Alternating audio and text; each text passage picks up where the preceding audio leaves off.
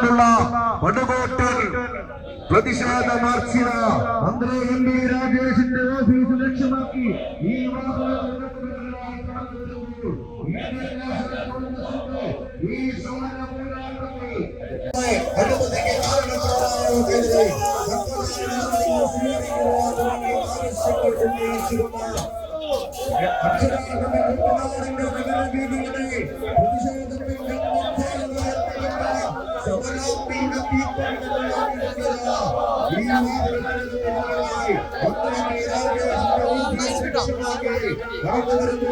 പ്രതിഷേധത്തിന്റെ ഈ സമരവേദിയിൽ നിങ്ങളും അഭിവാദ്യങ്ങൾ അർപ്പിക്കുക.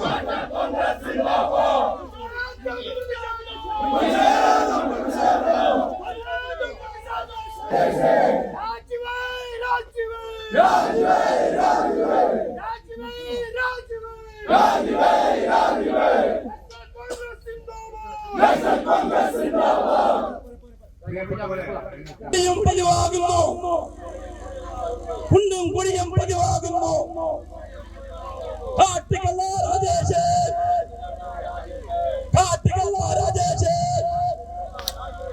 അഴിമതി വീര രാജേഷ്, അഴിമതി വീര രാജേഷ്.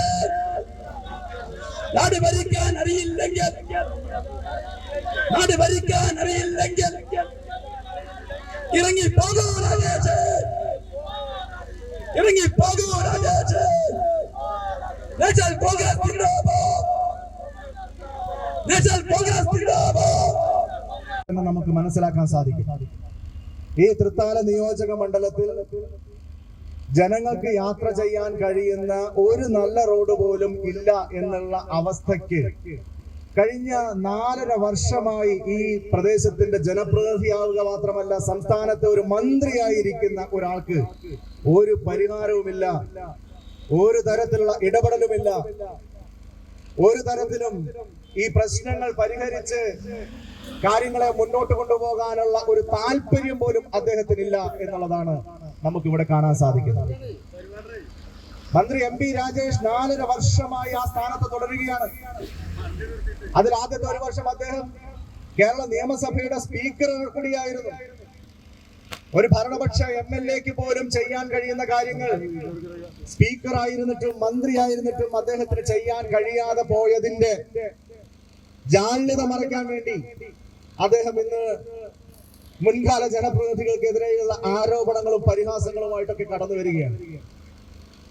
ഇവിടെ ഈ സമരത്തിൽ നമ്മൾ ഉയർത്തുന്ന ഏറ്റവും പ്രധാനപ്പെട്ട ഒരു വിഷയം തീരദേശ റോഡ് എന്ന പേരിൽ പരുതൂർ പഞ്ചായത്തിലെ പാലത്തറ കൊടുമുണ്ട റോഡ് 2 കോടിക്ക് നിർമ്മിച്ചപ്പോ അതിൽ 1 കോടിയോളം രൂപയുടെ അഴിമതി നടന്നു എന്നുള്ള ഒരു അന്വേഷണ റിപ്പോർട്ടാണ് നമുക്ക് ഈ നാട്ടിലെ ജനങ്ങൾക്ക് മുമ്പിൽ വെക്കാനുള്ളത്. അതിനുശേഷം കഴിഞ്ഞ ദിവസം ഈ വിഷയം ഉയർന്ന് ആഴ്ചകൾക്ക് ശേഷം ശ്രീ രാജേഷ് പരുതൂരിലെ തന്റെ പാർട്ടി പ്രവർത്തകരുടെ മുമ്പിൽ ഒരു പ്രസംഗം നടത്തുന്നത് കുറച്ച് ഞാനും കേട്ടു സാമൂഹ്യ മാധ്യമങ്ങളിലൂടെ. അദ്ദേഹം ഇപ്പോഴും അതിനെ ന്യായീകരിക്കുകയാണ്. 2 കോടിയുടെ ഒരു റോഡ് നിർമ്മിച്ച് 2 ആഴ്ച 2 മാസം തികയുന്നതിന് മുമ്പ് ആ റോഡ് തകർന്നു എന്നുള്ള യാഥാർത്ഥ്യം കൺമുമ്പിൽ നിൽക്കുമ്പോ ഒരു കുഴപ്പമില്ല, നിർമ്മാണത്തിൽ ഒരു അപാകതയുമില്ല, നടപടിക്രമങ്ങളിൽ ഒരു വീഴ്ചയുമില്ല, ഉദ്യോഗസ്ഥരും കരാറുകാരും ഒക്കെ അവരുടെ പണി ഏറ്റവും ഭംഗിയായി ചെയ്തിട്ടുണ്ട് എന്ന് പറഞ്ഞുകൊണ്ട് ന്യായീകരിക്കുകയാണ് മന്ത്രി. കൺമുമ്പിൽ അഴിമതി നടന്നിട്ടുണ്ട് എന്ന് ഏത് കൊച്ചുകുട്ടിക്കും ബോധ്യമാകുന്ന ഒരു കാര്യത്തിൽ പോലും എന്തിനാണ് മന്ത്രി രാജേഷ് ഇത്രമാത്രം വ്യഗ്രത പൂണ്ട് ഒരു ന്യായീകരണ തൊഴിലാളിയായി കടന്നു വരുന്നത് എന്നതിന്റെ ഉത്തരമാണ് അദ്ദേഹത്തിന് ഇതിൽ മറ്റേതെങ്കിലും തരത്തിലുള്ള നേട്ടം ഉണ്ടായിട്ടുണ്ടോ എന്നുള്ള ചോദ്യം. അദ്ദേഹം പറയുന്നു, ഞാൻ കേരളത്തിലെ ഏറ്റവും വരുമാനമുള്ള ഒരു വകുപ്പിന്റെ മന്ത്രിയാണ്. പിന്നെയാണ് പറഞ്ഞതിലെ അപാകത അദ്ദേഹത്തിന് മനസ്സിലായതെന്നൊന്ന് പറഞ്ഞപ്പോൾ ഓളത്തിന് പറഞ്ഞു പോയതായിരിക്കും. പിന്നെ അദ്ദേഹം അതിനെ ന്യായീകരിക്കുന്നുണ്ട്. എന്നിട്ട് അദ്ദേഹം പറയുന്നു, എന്നിട്ട് പോലും എനിക്കെതിരെ ഒരു ആക്ഷേപവും വന്നിട്ടില്ല എന്ന്. നിങ്ങൾക്കെതിരെ നല്ല ആക്ഷേപം വന്നിട്ടുണ്ട്. നിങ്ങൾക്കും കുടുംബാംഗങ്ങൾക്കുമെതിരെ നല്ല വൃത്തിക്കുള്ള ആക്ഷേപങ്ങൾ നിരവധിയായിട്ട് ഉയർന്നു വന്നിട്ടുണ്ട്. ഈ കേരളത്തിലെ തന്നെ ഏറ്റവും ജലദാരിദ്ര്യം അനുഭവപ്പെടുന്ന,